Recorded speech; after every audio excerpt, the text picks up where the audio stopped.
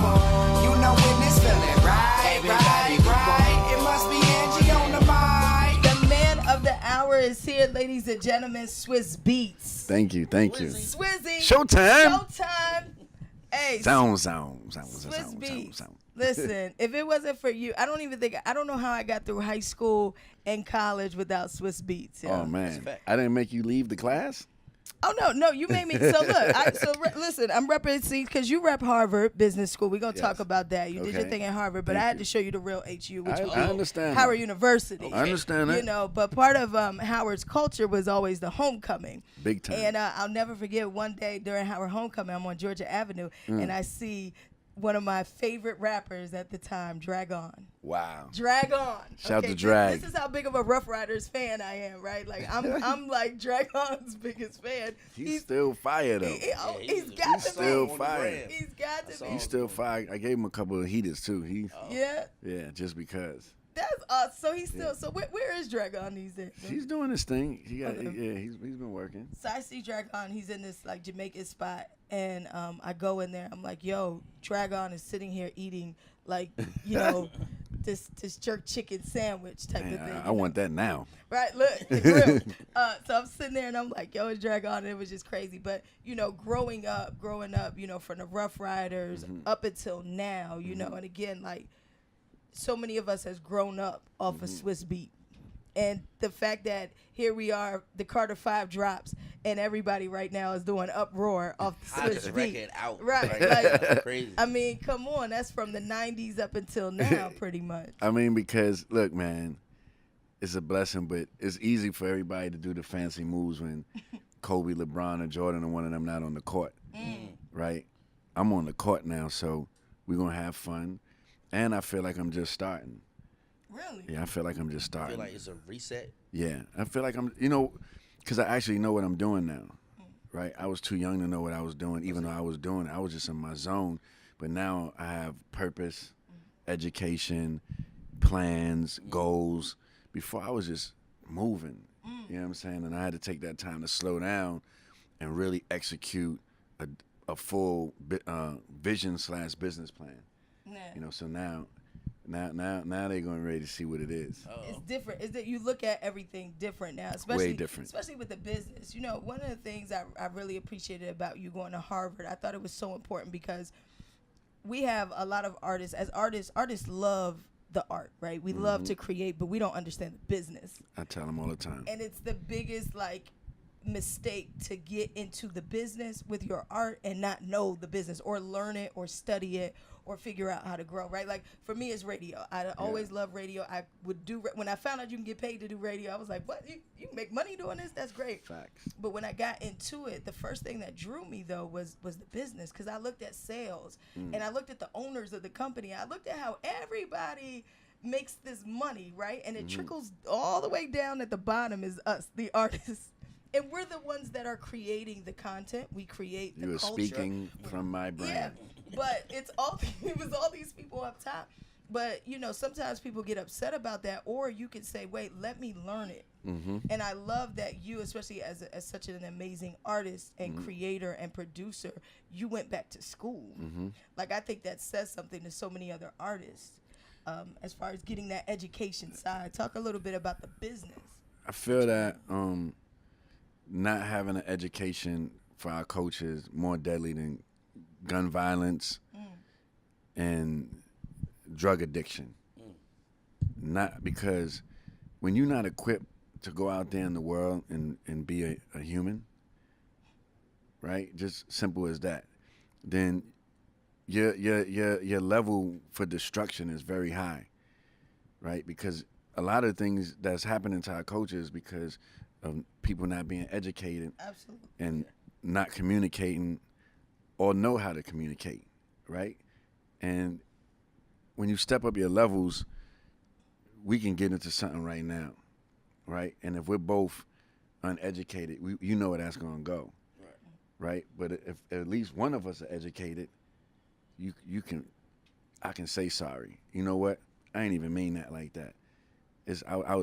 I was just on one for a minute. I respect what you're doing, man. But they're in another direction. Yeah, zone out. Yeah. Right? But for me, the reason why I went back to school was because of what you said earlier. Like this is the music business, fashion business, entertainment business, TV business, radio. Everything got the business attached to it, but none of the creators want to talk about the business. Right. But then I'm like, well, why? Like we put all our time, energy, life into this just to not talk about the biggest part of the payoff, which is the business, right? And how you gonna feed your family. But other than that, I was doing business outside of music, you know, because I do a lot of things outside of music. And I wanted, collection. yeah, all of that stuff.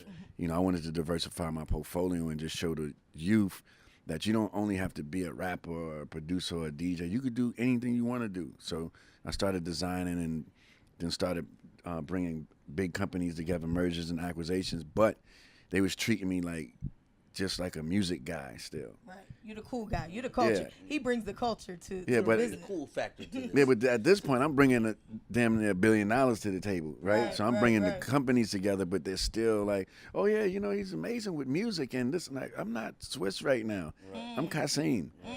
And I was getting offended in these meetings, but then I stepped back and was like, I don't know the language. Absolutely. That's why they ain't talking to me the way they talking to me. Language. And then that's when made me want to go back and sharpen my pencil. And the reason why I picked Harvard was because it was a challenge for me. That it was like a goal.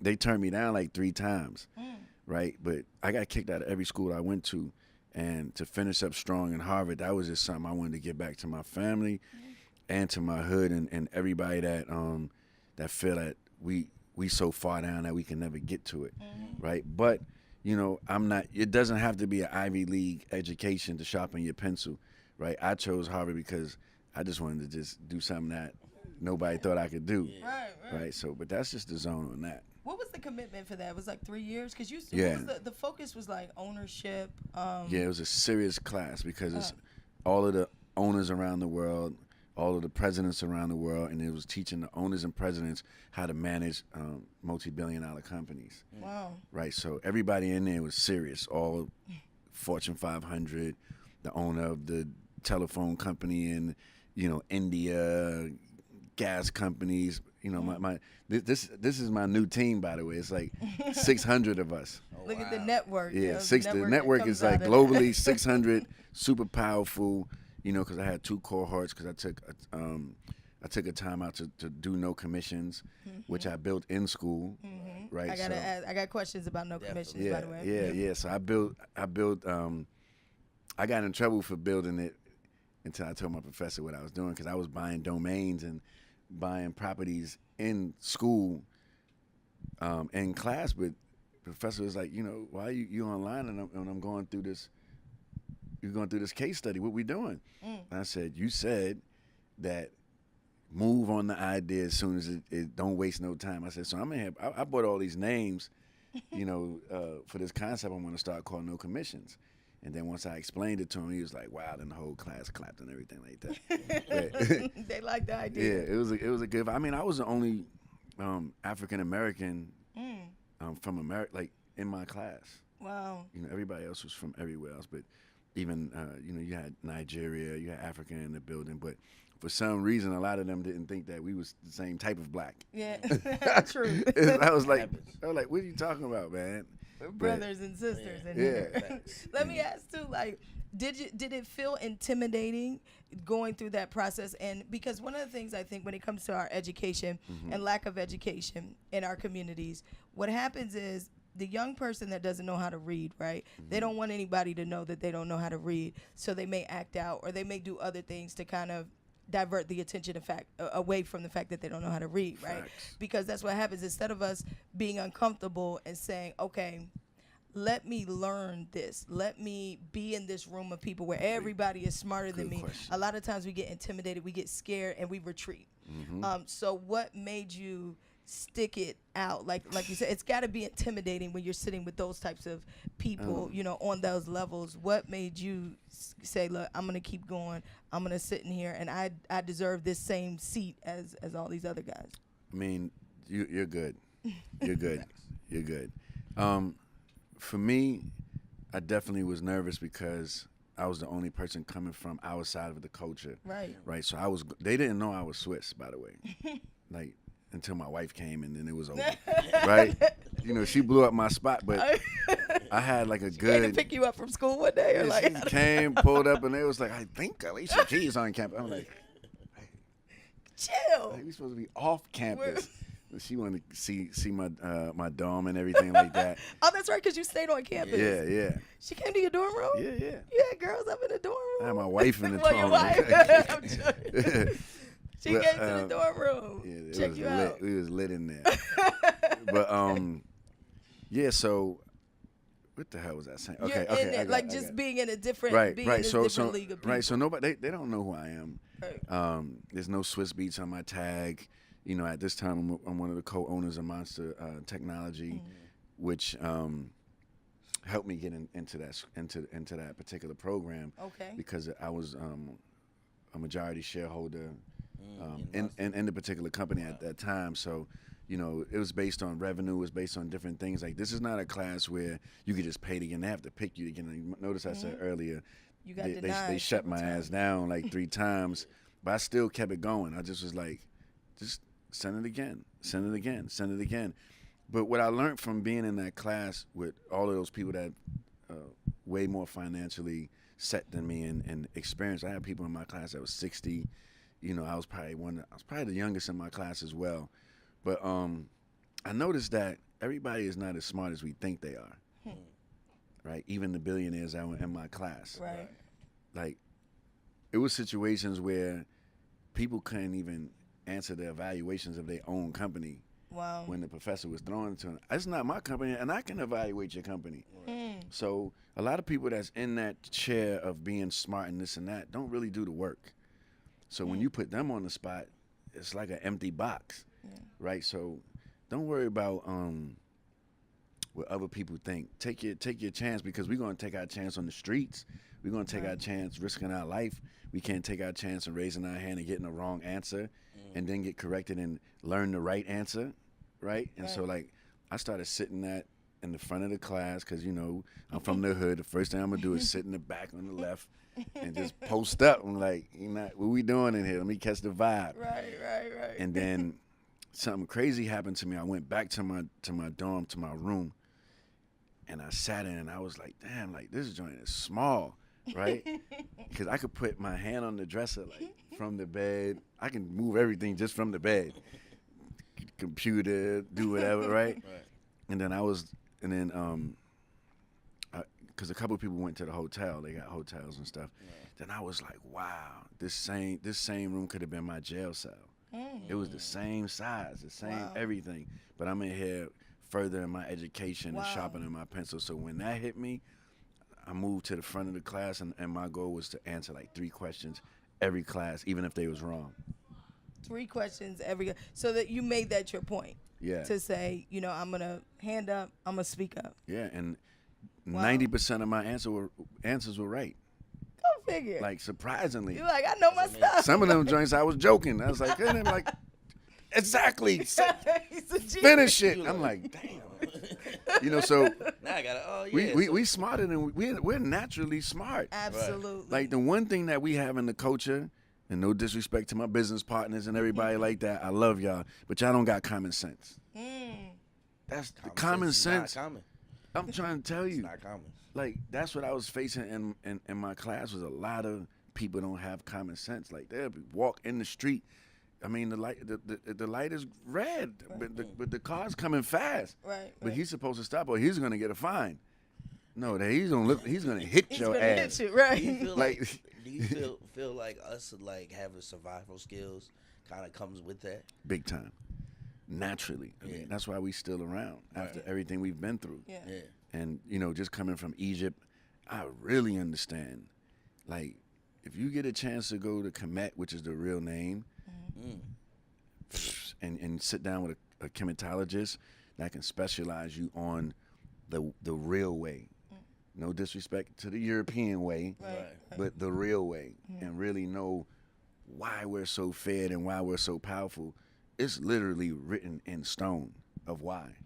And why the attack on our culture, and why we've been the targets since day one.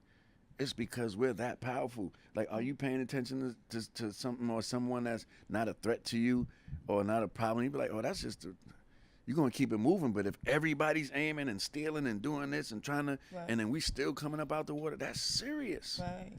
Yeah. You know what I'm saying? Knowing your power is so important. We gotta and know knowing our your power. value. Yeah. And that's what I love about what you've done with like No Commissions is a prime example, right? Is helping artists to say, hey, look, I have value. I can make money. And what I thought was interesting, I don't know much about I don't know anything about the art world and art buying. And the only reason I kind of started looking at it was because of what you were doing. Thank you. Yeah, you kind of, you have, in a lot of ways from your business ventures, you've exposed the culture, you've exposed hip hop culture to a whole different world of business. And being one of those members, you're like the one representative for us that like whether it's like it might be like Ferrari or something. It's like there's Swizz.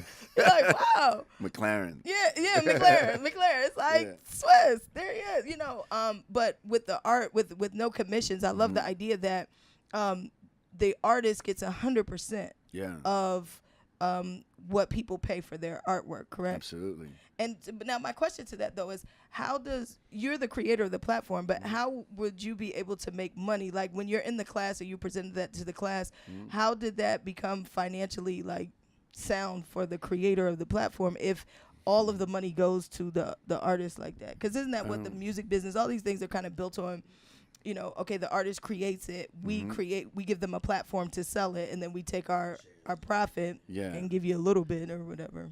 Well, you're good, right? Because these are great questions.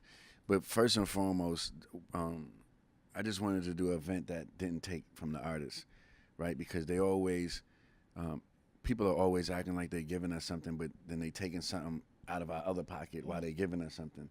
So you're not really getting anything, you know, or what they claim to be giving you. And I know that for a fact because I worked the big affairs before I started No Commissions. And I remember being at the fair, and I remember saying, man, like, the collector wins, the gallery wins, the fair wins, and the artists kind of got to find their way home. And the reason why I know that is because artists literally had to find their way home, calling me, Swizz, you know, do you got a room on the plane, or do you got, you know, any extra rooms down here? I'm like, yo, you just sold like $500,000 in your show. Right. Yeah, but they're not going to pay me that until like 6 months and all this stuff here. Wow. And I just didn't like the rules, and being an artist myself, I'm like, you know, I have to change what I don't like, right? I have to, like, instead of sitting on the sidelines, I figured out that I had power to change that. And then I said, after that show, I said, you know what? I'm going to do a fair where the artists keep 100%. The entry point is free for whoever want to see the art. I'm going to put on performances. I'm going to make it, like, really something special. And then next year, Art Basel, that time, I was doing it. And going to my business plan, the way that I built the business plan was to sell, not really sell, I don't really like that word, to work with a company that needed our demographics.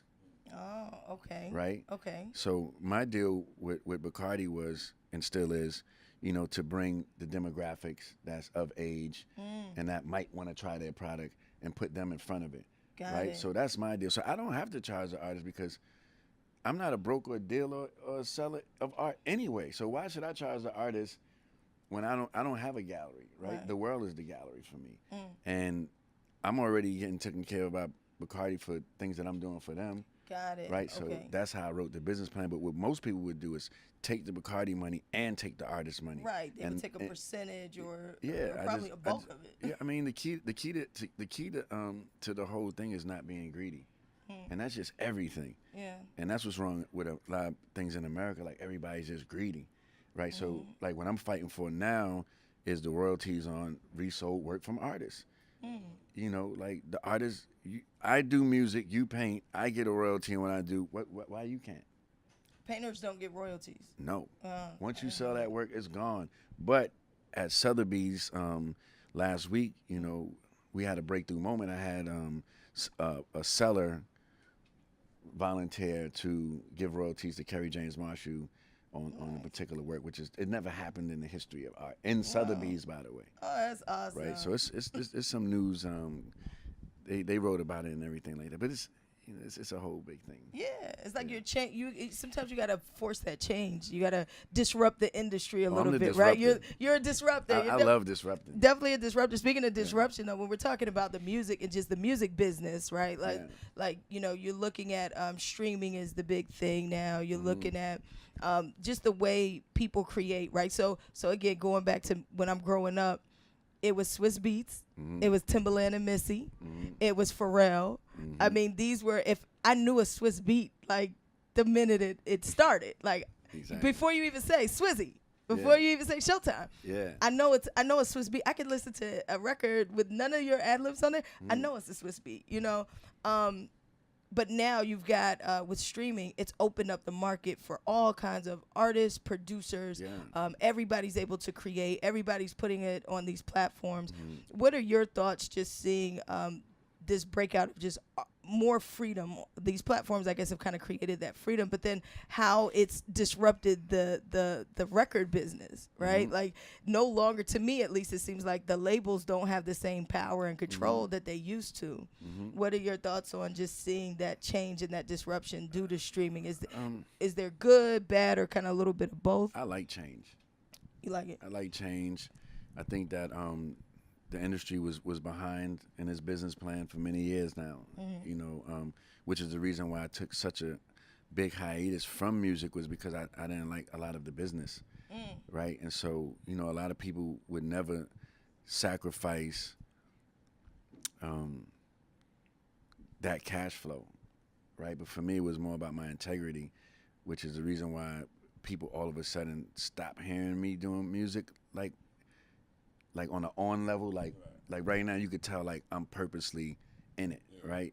I'm not just throwing tracks out like, oh well.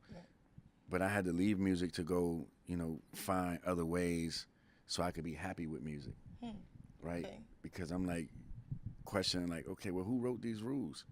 You get a reversion on what? Why are you doing this? What's that? Who the penny rate? What's that? Who's it? Like, so a lot of different things I didn't vibe with. But I got to learn how to work around those things, you know, one, going back and getting educated, but even before that, but really creating, diversifying my portfolio and just taking other risks. Like, imagine if I just did music and didn't design cars, didn't design watches, didn't do shoes, didn't do this, I'll still be like stuck in like this music box and probably wouldn't have this energy that I have now in a good space. You know, none of it. Right, and so you got to bet on yourself, and don't be stuck to nobody's rules. Make your own rules. Now, as far as streaming, I think it's good because it's bringing in a lot of revenue, you know, to a lot of younger artists. But as far as like the floodgates opening for like a lot of creativity, that's good. And the reason why I like it is because you got to be like real good to maintain. Right, because a lot of anybody can put a record on. Now. Yeah, you got to be. To stick and like to have like 10 summers of just fire, like you have to really be good. Yeah. Because the attention span is like this. Yeah. And you can sell a lot of records, you can do a lot of streams, and people still won't feel you.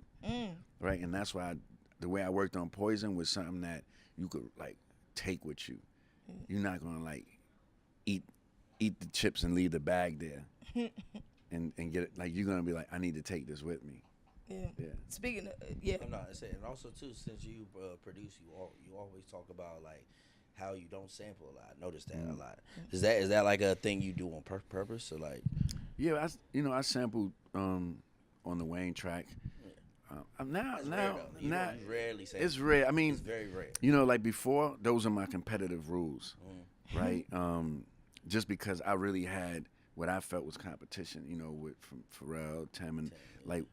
Our sound was our everything, and so the only way to maintain that was to not have samples or be predictable, right? So I knew if I made something that was crazy, you're not gonna get that sample and put it out before me, right? So it was more of a strategic tactic, even though like 95% of my catalog is no samples, and I ended up building like a big publishing situation for myself of music that I own, you know, over like 580 songs. Wow. You know. And it's just like before you know it, it's like I can't even name all of them, by the way. Right? 580, that's a lot. Yeah, I mean, today I just feel like producers should just, be a little bit more different. Because you take the tags out of a lot of the beats, y'all won't even know who produced it. And that's like what I tell producers. I'm like, yo, you want to like stay around. Like don't be a wave. Like be a monument. Yeah. You see what I'm saying? So I'm just trying, and that's what I'm telling people. I'm like, yo, I'm just starting. It's You gonna just fit. started. Yeah, I'm That's just crazy. 500 plus songs, and you talking about I'm just starting. 380 million records sold domestically. That's in the U.S. And you just started. And I'm just starting. Man. And J. Cole executive produced this project, right? Yeah.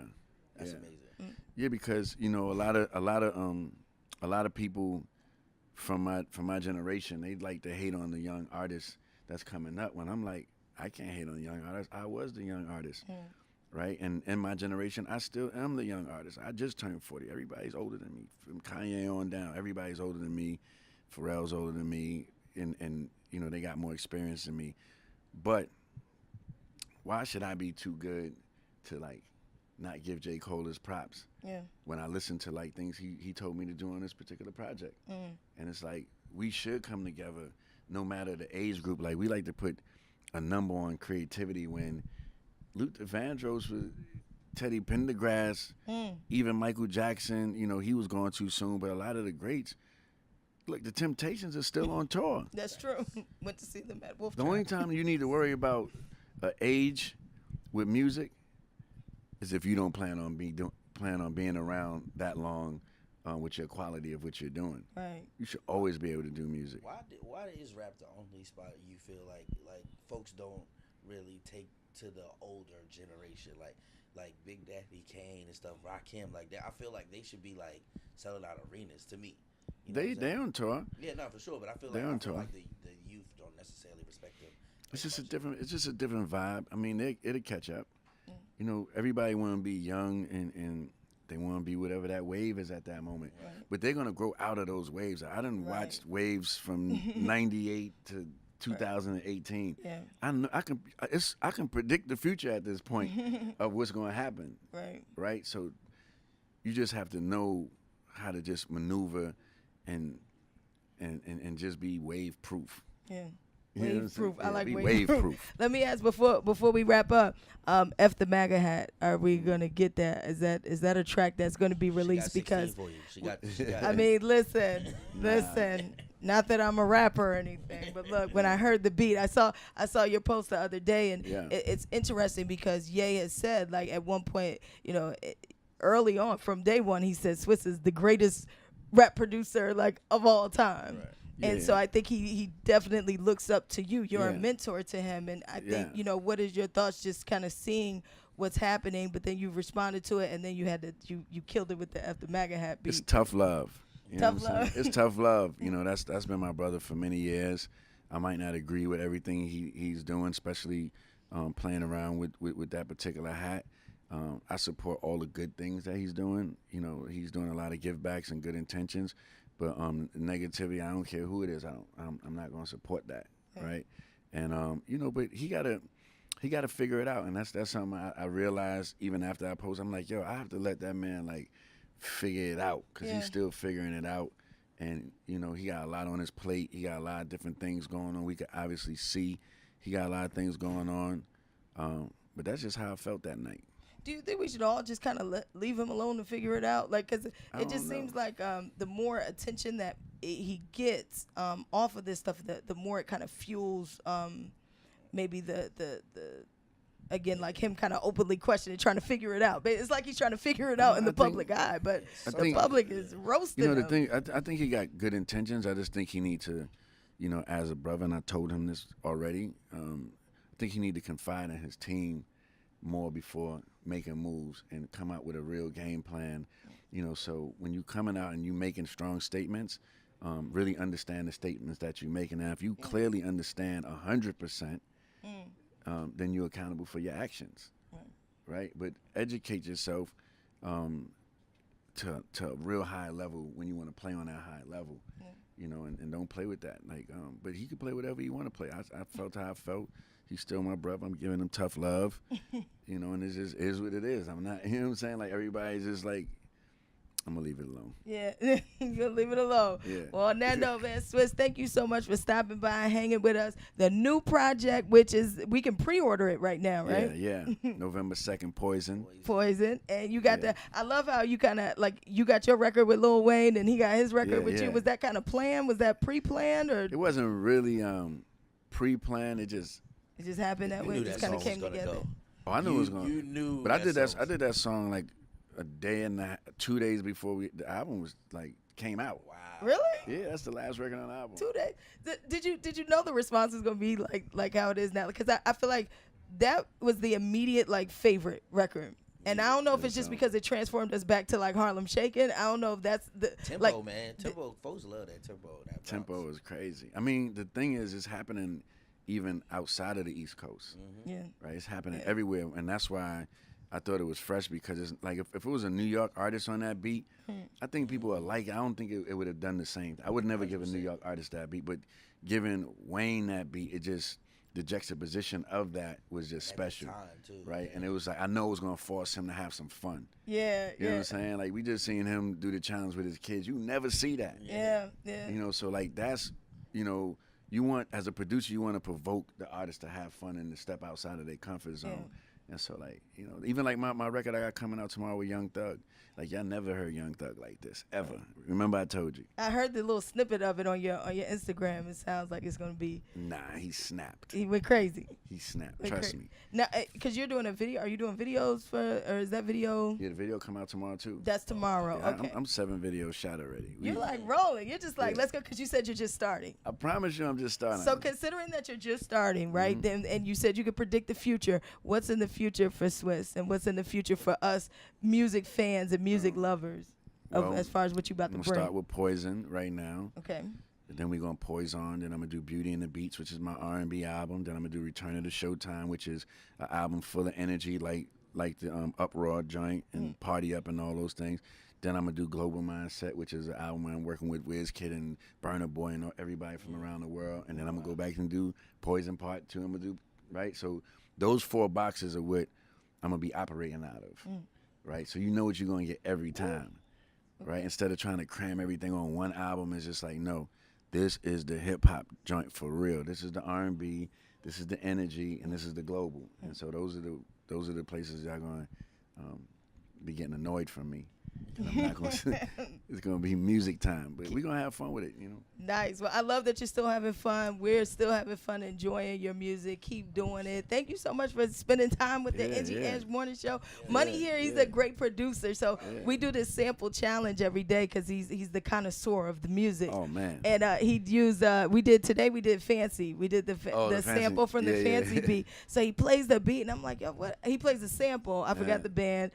It's from the 70s, I think. It's like a 70s record. I forgot the damn sample too. Yo, we're listening to this. I'm like, what? I was like, you don't.